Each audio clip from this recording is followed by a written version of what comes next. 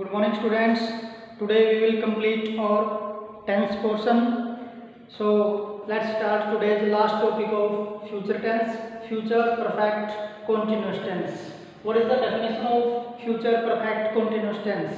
As you know, in future tense four portions we can only expect that the work will be finished in future, that the work will be going on in future, the work will have finished in future. So we can imagine, we can expect, we can think, we can hope that about the future completion action. So अब हम क्या करते हैं, future perfect tense की definition करते हैं. What is the definition of future perfect continuous tense? In future at any point of time the work will be going on, means for some time the work will start in future and will be going on for some time, the expected time. कि future के अंदर किसी point of time में कोई action start होगा और वो कुछ समय के लिए चल रहा होगा, उस समय चल के फिनिश होगा. मीन्स एक्सपेक्ट करते हैं हम कि कोई कार्य कुछ समय पर चलेगा और वो कुछ समय चलने के बाद फिनिश होगा. सो अब हम करते हैं सेंटेंसेस फॉर्मेशन. सबसे पहले affirmative sentence.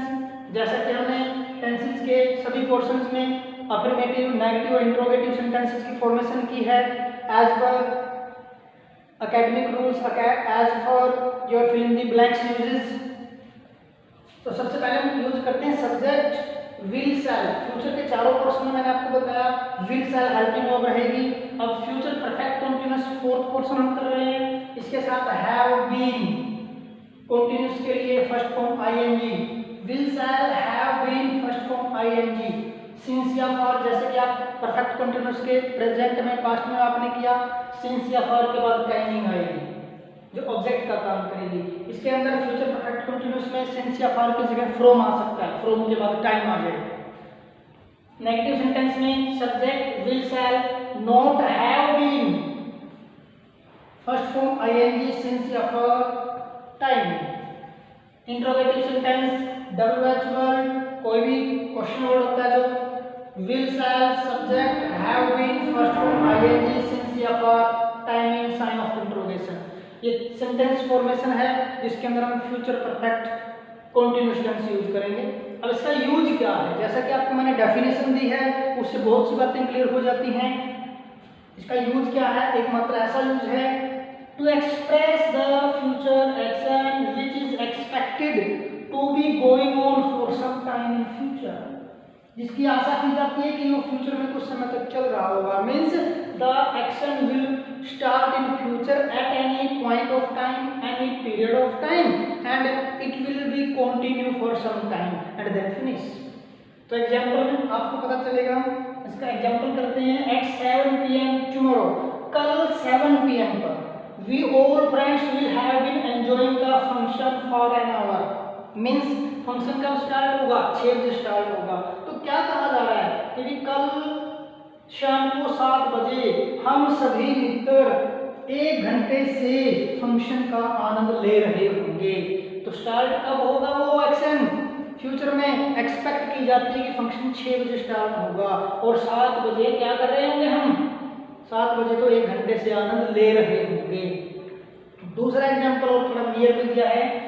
When your brother reach for dance today, today means आज, means आने वाला समय की बात आ रही है. ये आज मॉर्निंग में बोला जा रहा है तो आज में सारा दिन पड़ा है.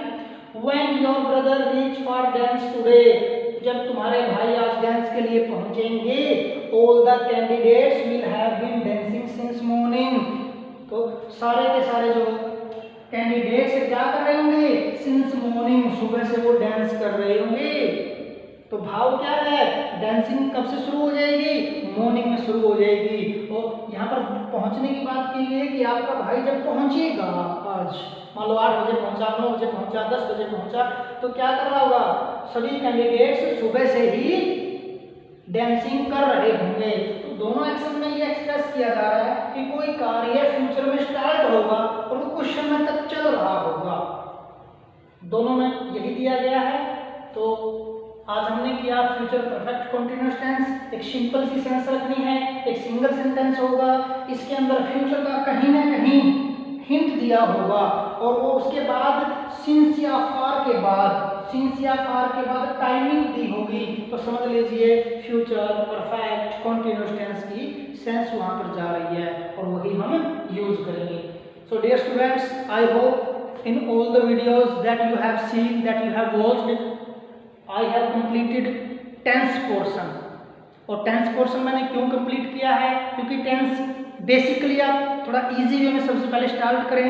मैंने इसके क्रिटिकल पॉइंट्स, इसके डेफिनेट जो डिफिकल्ट सेंटेंसेस हैं वो बिल्कुल भी नहीं लिए, सिर्फ आपको इजी वे में समझाने का प्रयास किया है। यह ट्राई की है कि ग्रामेटिकल जो नेक्स्ट टॉपिक्स हैं उनको अंडरस्टैंड करने के लिए आप सबसे पहले टेंसेस के सभी पोर्शंस को, रूल्स को, एक्सरसाइजेस को रिवाइज करें और देन उसके बाद आप चाहे नरेशन का पोर्शन है चाहे वॉइस का पोर्शन है आप इजीली कंप्लीट कर पाएंगे। I hope that you will learn all the 12 parts of tense, 4 parts present tense, 4 parts past tense, and then 4 parts future tense. Okay, thank you. Have a nice day.